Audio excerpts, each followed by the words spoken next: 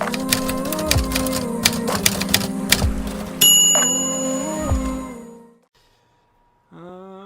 we go. Hello, everybody, and welcome back to your favorite film podcast, The Average Film Enjoyer. We are your hosts, Trey and Jagger. Man, I haven't introed it. Like, it hasn't been just us in a long time. It's been a while. Yeah. Evan will not be joining us on today's episode or Friday's episode because of prior engagements. He's playing Destiny with all of his buddies. So it's just going to be me and Jagger this week. We got a lot of good stuff happening with the pod right now. Today we're discussing Charlie Chaplin's The Gold Rush and Before Sunrise. Yes. Friday, part 2 of our Shyamalan deep dive, and I'm hoping it goes better than our last one. Or at least we get better ratings from Jagger. I truly do think, I don't think you'll like The Village. I do think you'll like Signs, because there's a lot of like deeper symbolism in it, and I think it's a really well-written story. I don't know. Good. I don't go into it with no expectations. Okay. Because I think we hyped up Sixth Sense too much. Yeah, I'd say that's fair. But, yeah, we got Village and Signs coming up on Friday. Next Tuesday, I was looking at it earlier. I think it's a pretty good episode. I think it's 12 Years a Slave and Blade Runner. Yes, 12 Years a Slave and Blade Runner. And then next Friday, Shyamalan. Oh man, now I can't even remember. I'm trying to think. What comes next? Oh, wait a minute. It might be The Happening and Airbender. Sixth Sense, Signs. No, it's Lady in the Water and The Happening. So that will be next Friday. Oh man, Lady in the Water has kind of a stacked cast. I know, I'm excited for that one. Well, I love me some Paul Giamatti, dude. Always. Yeah, he's great. So does The Happening. Zooey Deschanel, Mark Wahlberg, obviously. John Leguizamo is hilarious. Man, I'm excited for that. So yeah, those are our upcoming episodes. We got a lot of good stuff going on right now. Make sure, if you haven't already, hit that subscribe button. Do all that good stuff. Interact. Leave a comment what your favorite M. Night movie is. And what your favorite out of the Before trilogy is. Because we're talking about my favorite today. Actually, I haven't seen Before Midnight, so I can't really say that. But I don't see myself enjoying it more than Before Sunrise. You will not. I don't think anyone does. So, what's your favorite in the Before trilogy? I've heard before Evan really likes Before Sunset. I think that's his favorite. Yeah. I think, Jagger, your favorite's Before Sunrise, right? Absolutely. Yeah, that's my favorite as well. Leave us a comment down below what your favorite of that trilogy is. Go check us out on our socials. I'm Trey the Film Noob everywhere. Jagger is Jagger Film Fan on Letterboxd. Jagger Movie Reviews. Is it movie reviews or film reviews on TikTok? Film reviews. Film reviews. Close. You had an account that was Jagger Movie Reviews, but I can't remember what it is. Did I? It might have been your Instagram that you were doing for a little bit. Maybe. And Evan is Evan0567 on Letterboxd. I think that's about it. Should we get into some movie news? There's a few things that I wanted to touch on. Yeah, there's some get stuff. Thoughts on. Also, I don't think we've talked about this. What are your thoughts on the new Dune TV show that's coming soon? Based around like the creation of the Bene Gesserit. Are you excited for it? Are you not? How do you feel I am excited for it. I don't know when it's coming out, but I keep getting the ad for it on. Yeah, I think it's coming out like September or October. Yeah, I'll watch it for sure. Yeah, I'm just excited for more Dune content. I'm cautiously hopeful, especially since Denis isn't directing or producing or anything. But it has there's a few good people in it. Mark Strong is in it, who I always enjoy, and I'm quite excited for it. Me as well. Um, I mean, Honora, the new Sean Baker movie that won it. Uh, Palm Door, yeah. yeah, that's been set. The release date is going to be in the fall, Okay. which is exciting. Um, because I think a lot of people are excited for that. I don't know too much about it, so I can't really comment. But I know you're excited for it, right, Jagger? Yeah, yeah. And I really liked Florida Project, so I have hope. Oh, did he do Florida Project too? Yeah, Oh, okay, I still need to watch that. I've heard good things. it's good. Um, so we got The Watchers coming out this weekend, I believe, or next weekend. Yeah, Um, I think it's this weekend, or maybe I'm wrong. I don't know. looks pretty sick. Directed by M. Night Shyamalan's daughter, which is awesome. I Yes. might try to go check that out this weekend so we can talk about it. Um, I don't know. Have you seen? What are your thoughts on this new The Watchers? Do you think it looks good, or what do you think? I think it sort of reminds me of Cabin in the Woods, in Okay. some good way. But I mean, I don't know if I'll go see it in theaters, but when it comes to streaming, probably soon. I'll check it out for sure. Yeah. I don't know. Yeah, I get the cabin in the woods part, but I just feel like less comedy, you know? A lot less comedy, absolutely. Yeah. I think it's more of like a straight up horror thriller. Um, well, we got the trailer for the new Venom movie coming out, Venom Last Dance. I don't care anymore. They ruined it with they just pooped on Cletus Cassidy as a character and let there be carnage. So, Yeah, um, yeah, agreed. I'm good. I mean, that's pretty much all I had. That I it was really just Honora and I wanted to talk about you about the new Dune show. I don't know if you had anything I that. know Run Lola Run is getting a theatrical re-release this weekend. Yeah, I Uh, know it's playing at a theater in Portland, so I might go check it out. it's really good. It's really really good. But yeah, that's Yeah. all I've got. Sweet. Yeah. Well, we're gonna get into watch list.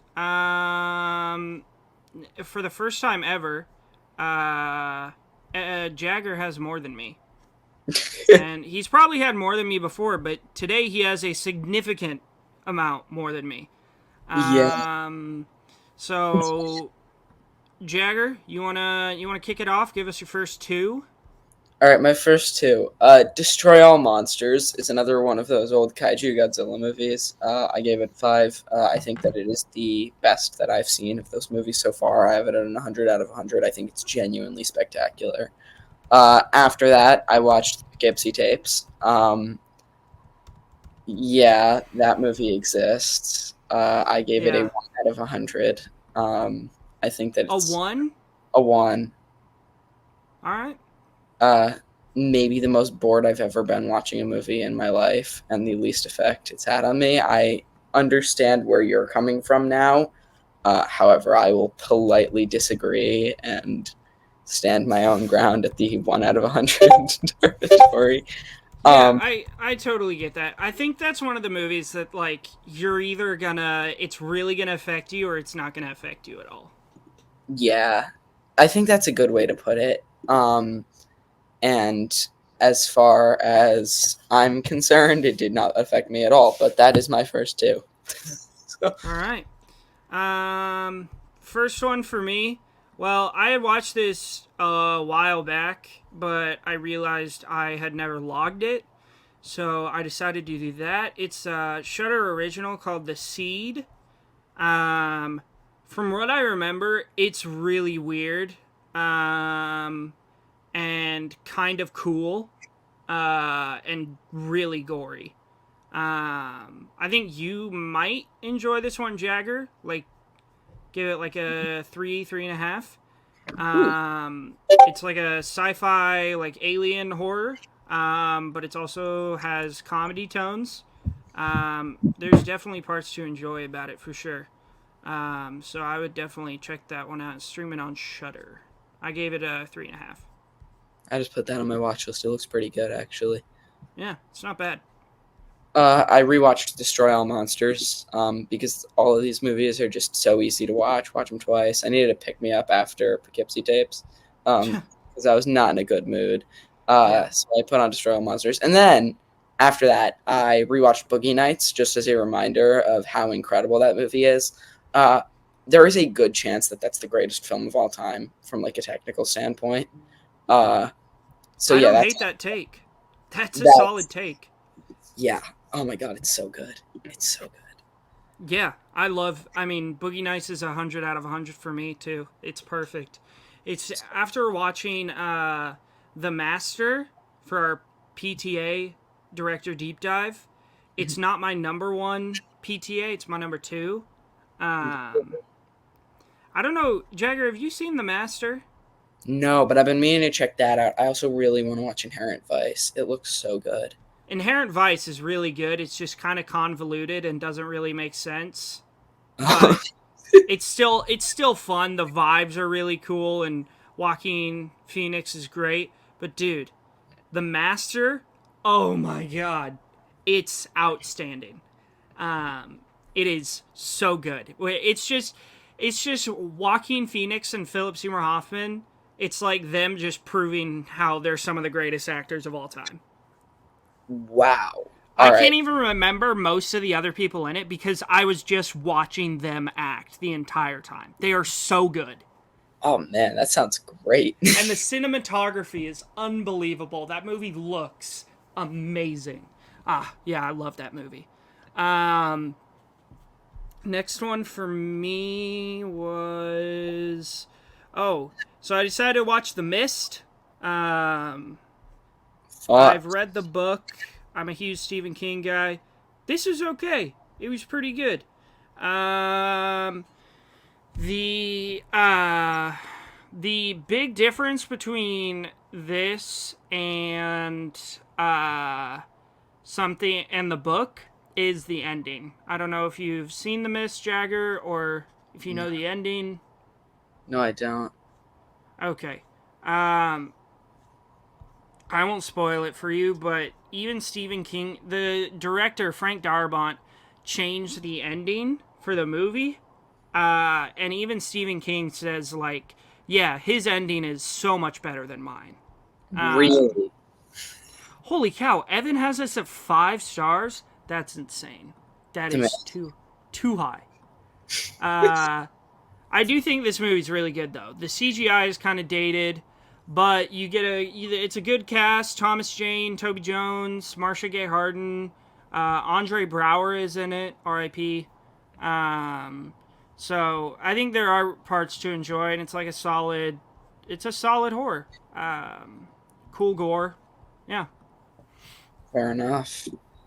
My next two are sort of falling in the same vein. I watched two George Carlin specials because I think George Carlin is hysterical. So I Mm-hmm. watched You're All Diseased and It's Bad For You, sort of back to back.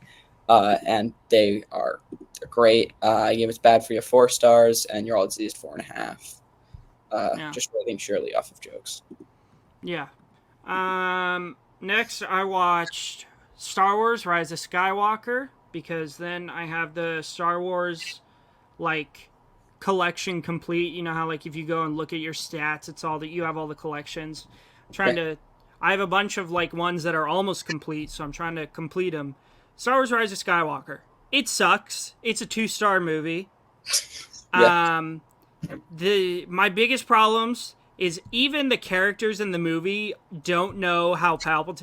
Like the line where Poe is like, somehow Palpatine has returned, and they never explain it. Or what really peeves me is when you think Rey killed You've seen this, right? Yeah. When you think Rey had killed Chewbacca, Hmm. I was like, oh hell yeah, finally some stakes. And then not even a scene later, they're like, nah, Chewbacca's alive. Yeah. It's like, they Yes. make this awesome choice and then they completely take it back. And I don't know. It's dumb, but it's still better than the prequels. Like all three of them, this is still better. Like I, Everything's better than the prequels. The prequels are all unwatchable. God, golly, dude. Ah, yes.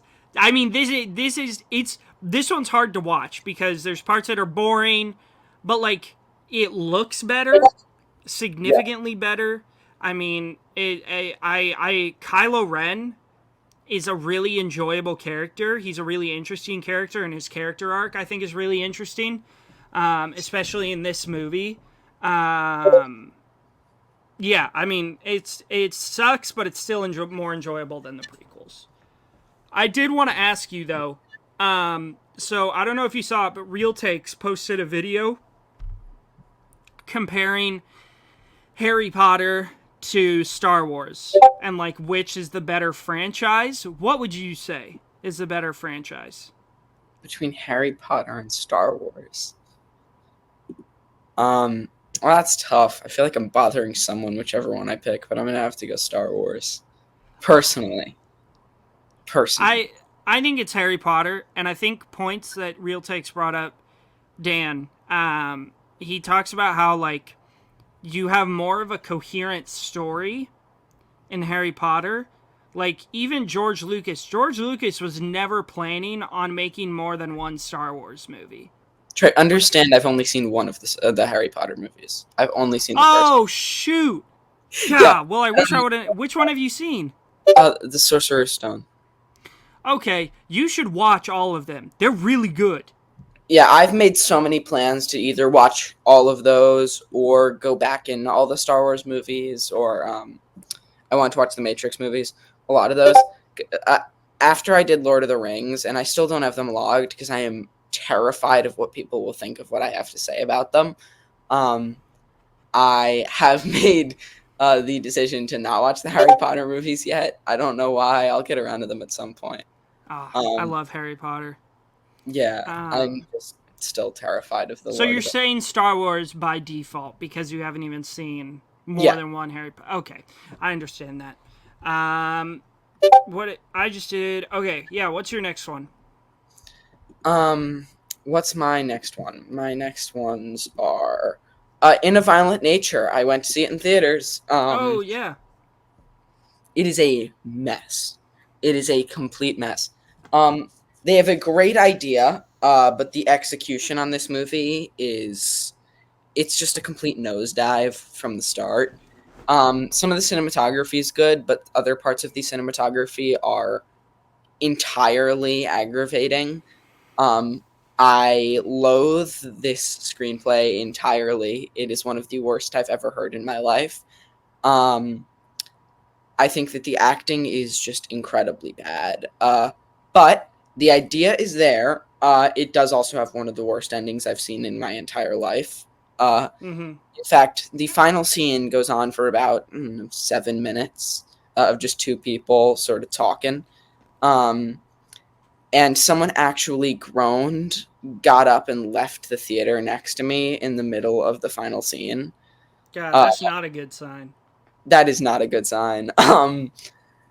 And it sort of took me back to when I saw Asteroid City and I was walking out of the theater, and the guy that was walking out behind me said, "That's the worst movie I've seen in my entire life." It was like this angry old man that was so aggravated about the existence of this movie. It was great. But yeah, this had a terrible, terrible ending. It was a complete mess of a project. Um, so I came home and I needed to start some kind of peak streak after that. Mm-hmm. Uh, so I started off with The Perks of Being a Wallflower because that movie is incredible. And yeah, That was like your all-time favorite for a while, wasn't it? yeah, it's still very, very, very high up there. And I hadn't seen it in a minute, like all the way through. I'd started it a couple of times, but usually I either get interrupted or I just put it on because it's sort of a comfort movie for me when I'm falling asleep. But yeah, it's the first time I'd watched it through all in a while. And Mm-hmm. I'm very happy to report it has not gotten any worse. It is still beautiful. Yeah. Next up for me, I watched Push. Um, This is kind of a superhero type movie with Chris Evans, Dakota Fanning, Jimon Hansu, the goat. Um, love him. Um, I think there's a lot of problems with this, which is why I have it rated lower. Um, but I do really enjoy this. I think this is super solid. Um, I the action is cool. The idea is really cool. The superpowers are cool. It's just cool. I think Jagger, you would hate this. Oh, Um, like this, you would be so bored. But I really enjoyed it. Yeah, it's kind of dumb, kind of fun, you know. Yeah, that's my next one. all right. So after The Perks of Being a Wallflower, I just sort of started a long movie binge that really led up to maybe 5 minutes before we recorded the podcast. Um, and I'd watched the entire Neon Genesis Evangelion show in anticipation of the end of Evangelion. Um, I want to quickly say one thing, Evan, if you are hearing this in any way, don't act like you understood any of what was going on in this, because he said it was confusing.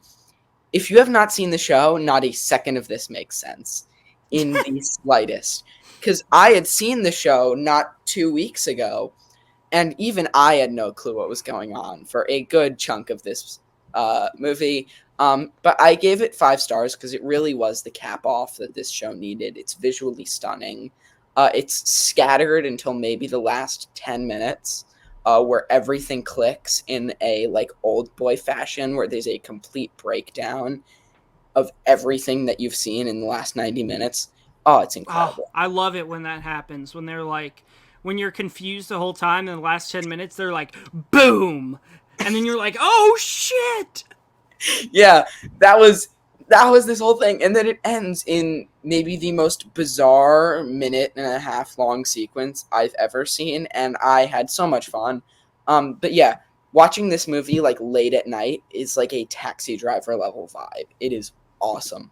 Hell yeah. Um, That's why I love like crime mystery thrillers like Zodiac or Prisoners. Is there's always a moment with about anywhere from like 45 minutes to 20 minutes left where something happens and you start putting everything together and you're like, "Oh my god, oh my god, oh my god, oh my god, oh my god." It's like the greatest feeling.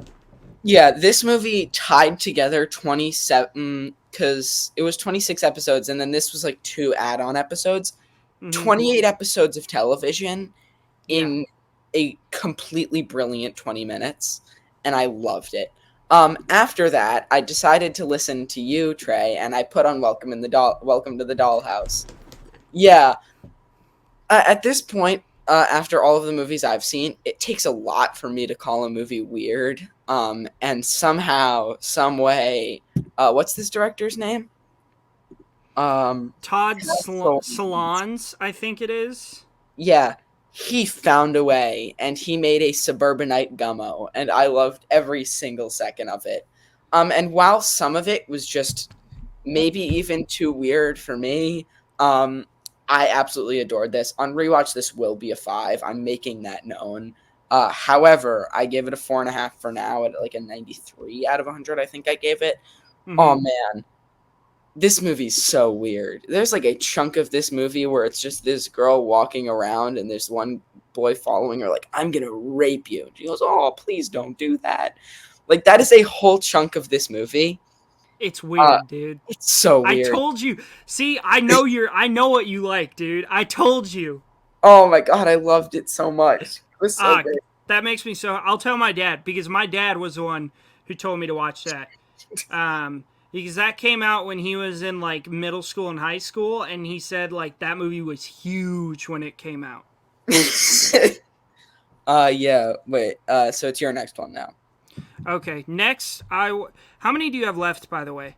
How many do I have left? Uh 5, but then there's the gold rush, so it's only 4.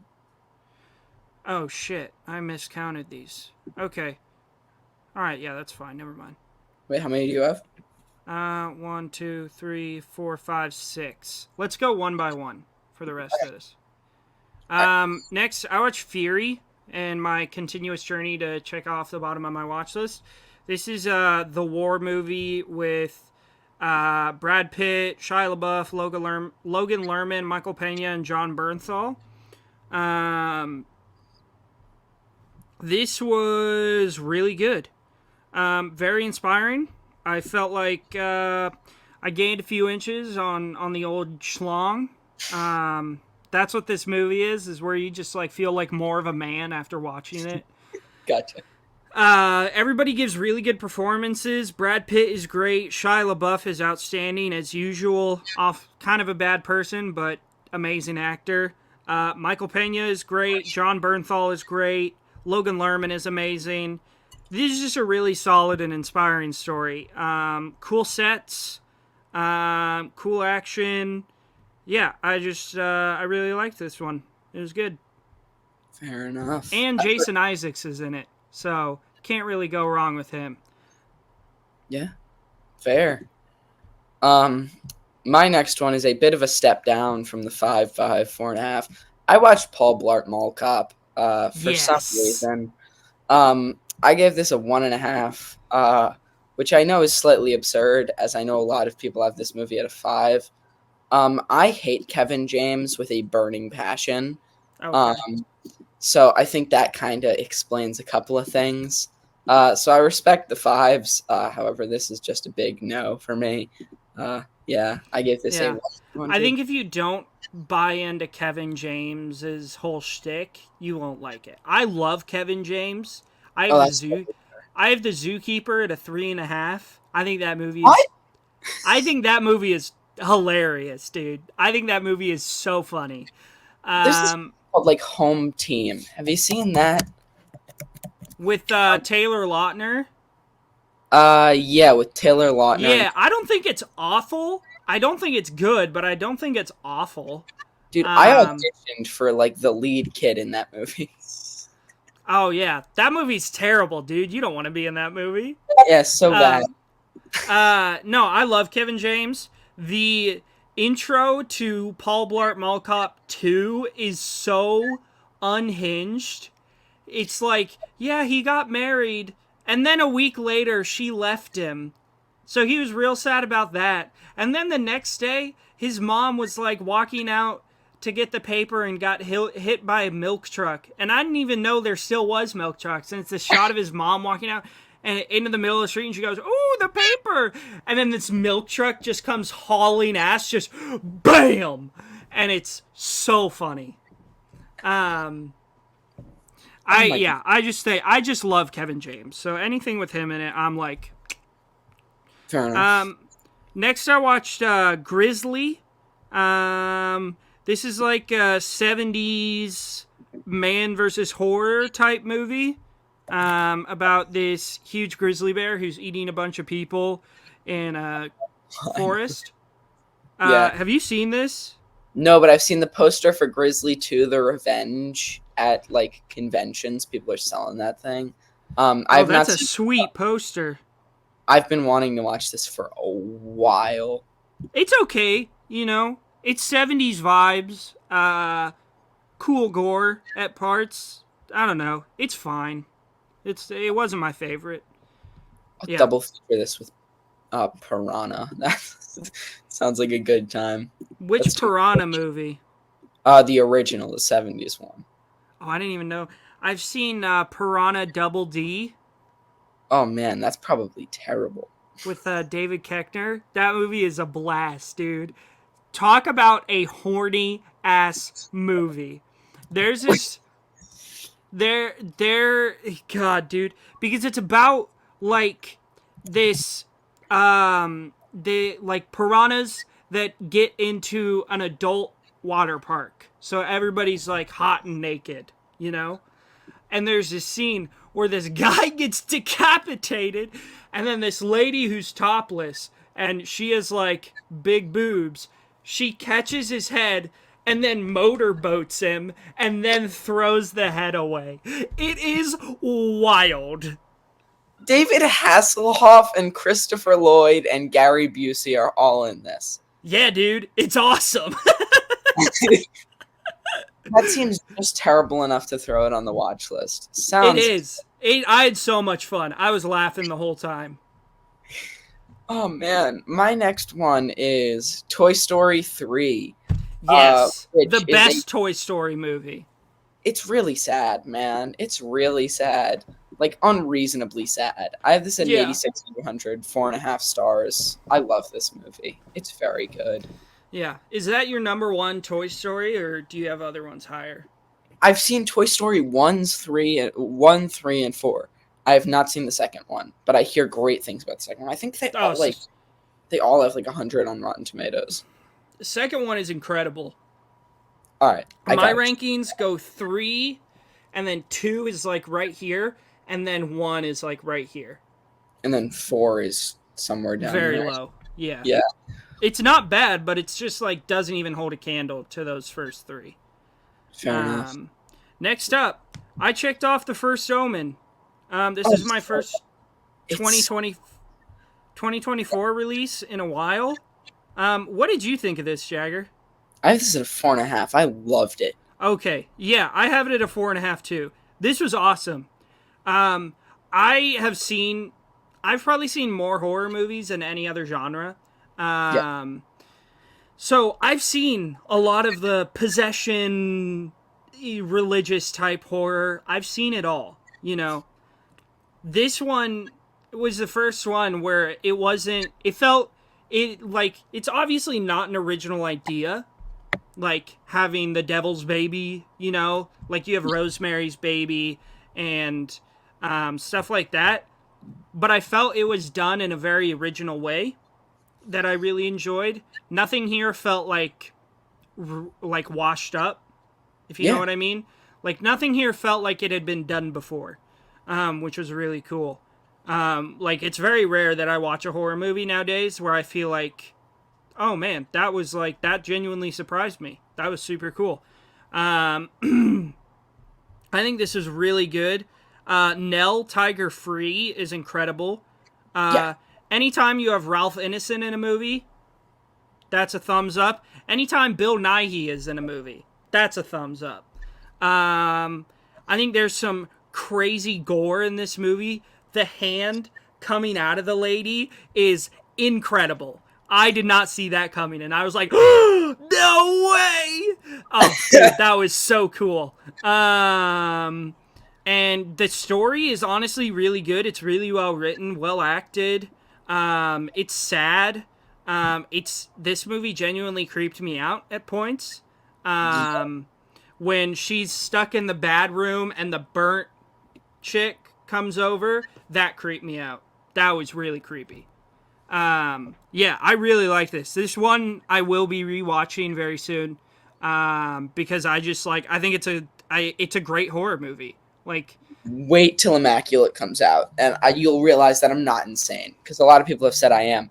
Immaculate and this have the same plot, but this just does it a lot better.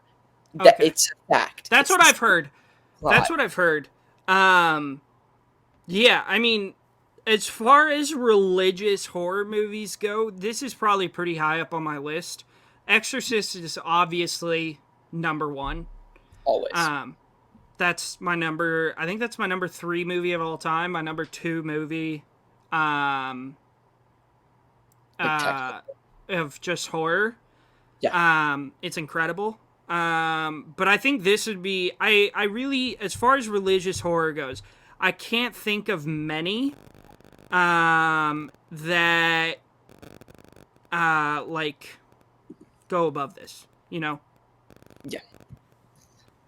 My next one's going to be quick. I saw The Gold Rush, which we're talking about later, and then I watched Reflections of Madness because I saw that one of my mutuals rated this as a short film that he made, so I decided to give it a watch, and I was surprised. It was really, really good. I gave it 4 stars.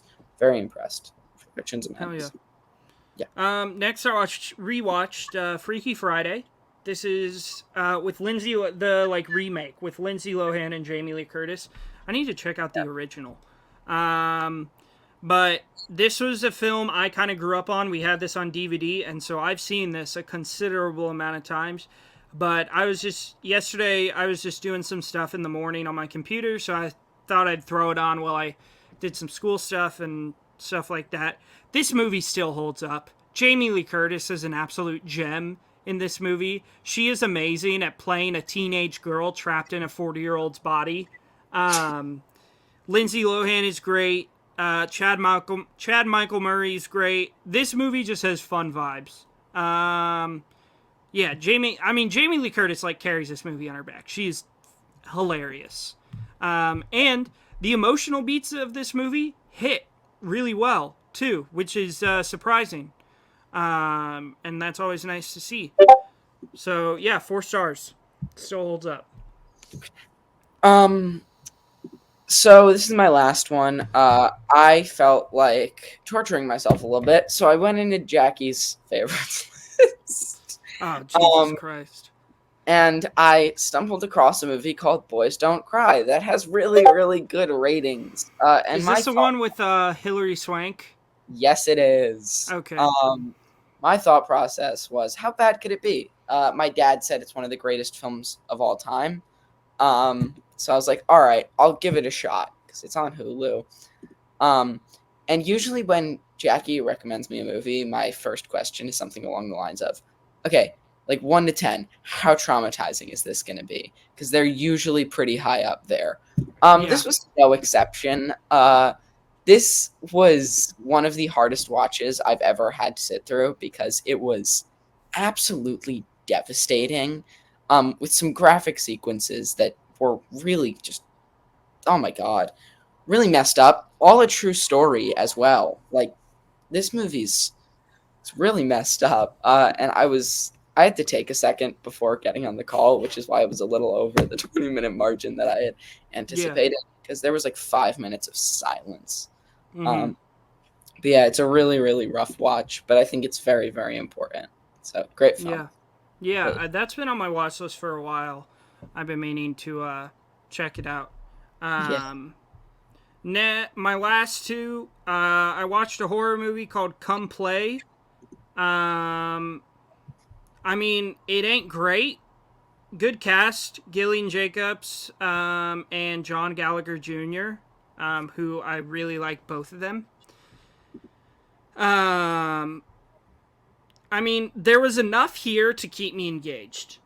I'll say that. I was engaged throughout this whole movie. There's enough here. There's a couple creepy moments. One emotional beat that actually hit kind of hard.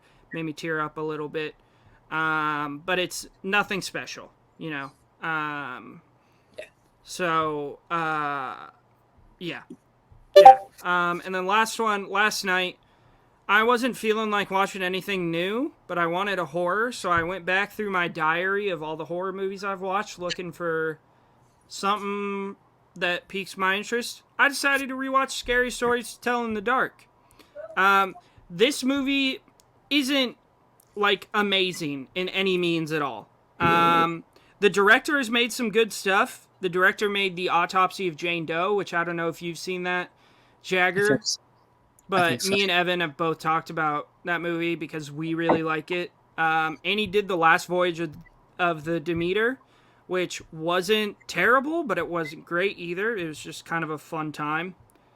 But yeah, this one is great because I grew up reading these books, Scary Stories to Tell in the Dark.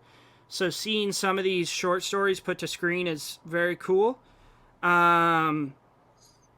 I think this is yet another movie that would really, really benefit from being rated R.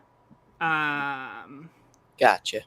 It's I feel like there's a couple scenes in this that are cool, but would have been a lot cooler if it was rated R. Where it was kind of graphic, but it just needed that little extra push, to really be effective. Like, there's this one scene, the whole movie, this girl has a pimple. I don't know if you've read the short story, but then gets bigger and bigger, and then she pops it, and a bunch of spiders crawl out of her face. And they kind of show it, but if it had been, I wish it had been rated R because like spiders coming out of her cheek and like crawling all over her face, that would Ooh, have been really cool. that would be cool. But I mean, there's still enough here to enjoy. You get Season of the Witch by Donovan Needle Drop in the beginning, which is just an Really? absolute banger of a song. That is one thing I will say about this movie that it does really well is the Halloween vibes. Not the movie, but the holiday. This is just a great Halloween movie. It really does the vibes really well. So if we do Hooptober again this year, I'm gonna submit this one that we do this one of the days. Fair enough. And me and Evan. Here's what we're gonna do this year for Hooptober. Since you made the entire thing last year, we're Yeah. gonna make this one and make it all horror movies that you haven't seen that we think you would like. It's gonna be great. Ooh, that sounds good. Yeah. Yeah. We're gonna put Deadstream on there. Oh man, I'm so excited for you to watch Deadstream. That movie rips. God, but we got to do Hooptober again. We're changing the way we do it this time, though. Yeah, we just need to plan better.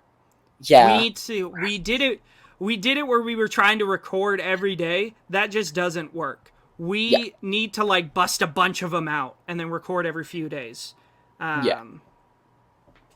So, but yeah, Scary Stories to Tell in the Dark is good. So, IMDb talk.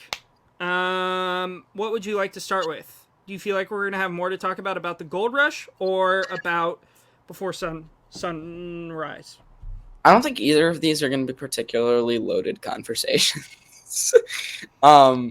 So I say we just start with Gold Rush because, I mean, yeah.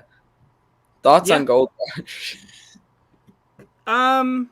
So this is the third Charlie Chaplin film on the IMDb Top 250 that I've watched.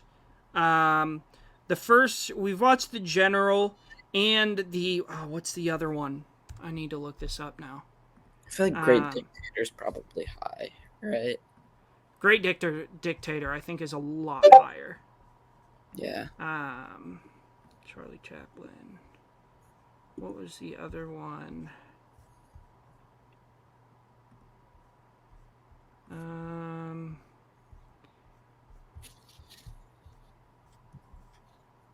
Why don't I the General? Why don't I have The General logged? Why is this not on his filmography? I think General's Buster Keaton. Buster Keaton. Oh shoot. Okay, so this is my first Charlie Chaplin. I had seen was getting them mixed up because we did Sherlock Jr. too. Gotcha. I'm trying to see Okay. where. Never mind. This was my first Charlie Chaplin. Yeah, I mean, I think this kind of silent film, where I kind of hold this and Buster Keaton, obviously I do, in kind of the same vein. I think this kind of silent film has kind of lost its effect on me. I don't know if you feel the same way, but I think there are parts to enjoy. It's goofy, obviously, as goofy as a 1920s film can be. Yeah. I think they're cool set design. Cool the wind blowing where they're going in and out the doors. I don't know how they did that, but that was pretty cool. Yeah, I don't know. There's not too much to say here. It's okay. You know, I respect it because it's like a historical piece of film cinema, but I just don't think it's for me. You know. Yeah, I mean, all the complaints that I had with Hundreds of Beavers, I have with this. It's just gimmicks that really do feel sort of overused by the end of it. Yeah. Because a lot of jokes repeat. Which I've come to understand people in the 1920s could not get enough of. Like, slapstick comedy was all that people cared about, seemingly. Plus, like, the brilliant horror films that came out of the 20s. There's a lot of great ones. But Dude, imagine someone like George Carlin or Tom Segura or even Bert Kreischer going back to the 20s and doing comedy. oh man, I no one would think know I it. think everybody's head would explode. I think that's a good way to put it. Yeah, no one would be able to take it. Oh man. I, That'd be funny. yeah, people, it almost seems like they weren't very not like not advanced, because that would make them sound like cavemen, but like their It's just tastes had not comedy has changed so much over the so years. much. And That's a good way that's to put it. that's that's why these older comedy films, it's so hard for people now to connect with them because you got to have comedy that's like universal, that like this will always, like Evan talks about Some Like It Hot. That's a movie that came out in the 50s and Evan's like that's one of the funniest movies I've ever seen. Yeah. Um uh when we watched, God, what was that episode we did with Gunch very early on? Oh, it It happened happened one night. When we watched that, there's a few jokes in there that made me laugh. You know, it's got to be like universal. It's got to be timeless stuff that will always make people laugh.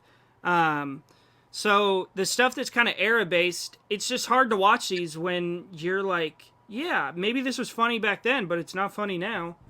You know? Yeah, but that's why I love some of Chaplin's other work, because even though this is basically every single Chaplin movie, if you watch one Mm-hmm. of his movies, it's like 45 minutes. It's snappy, it's sharp.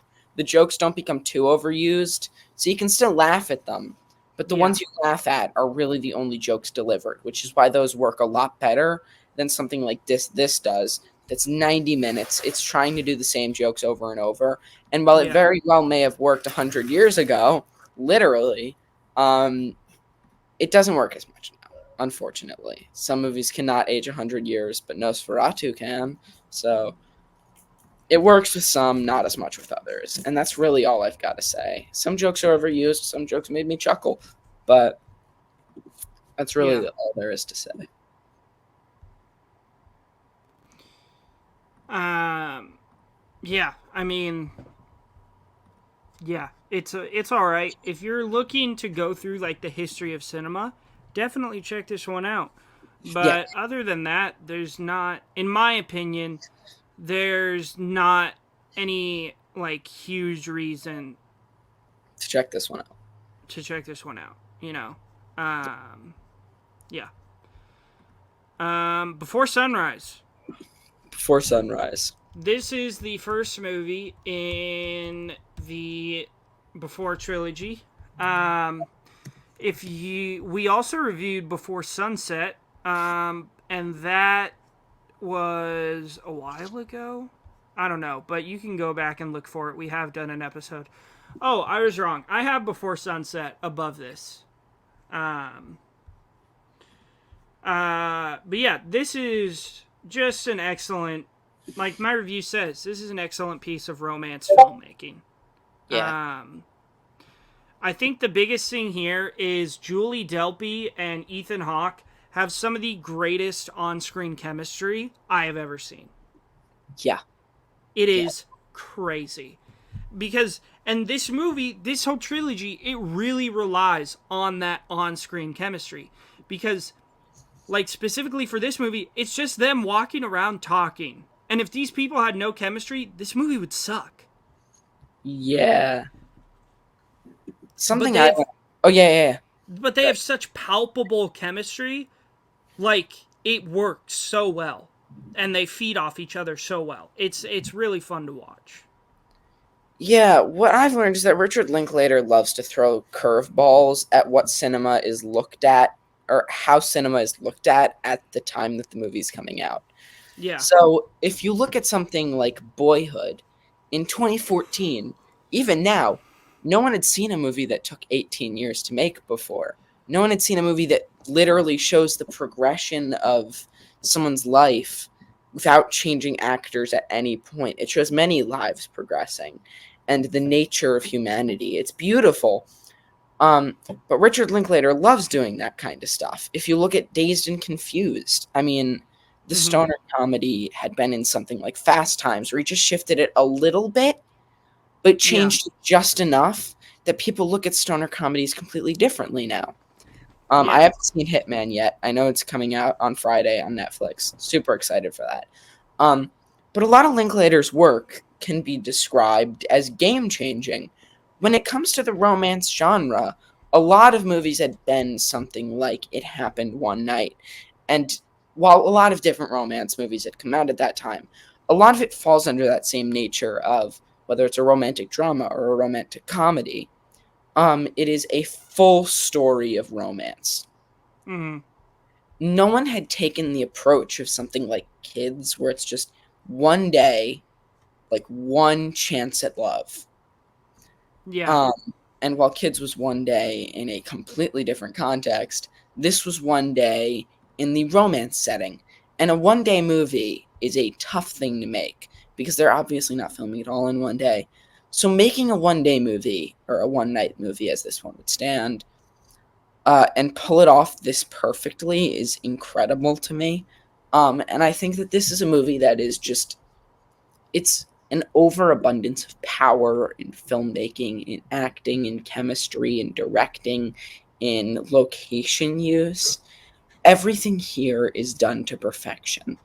And Richard Linklater is obviously not an amateurish filmmaker in any stretch of the imagination.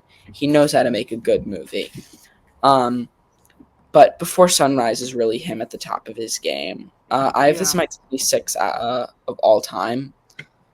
I think it's genuinely incredible. It was higher on my list for a while, but a lot of movies have just been shifting around on my list. I don't know what's going on.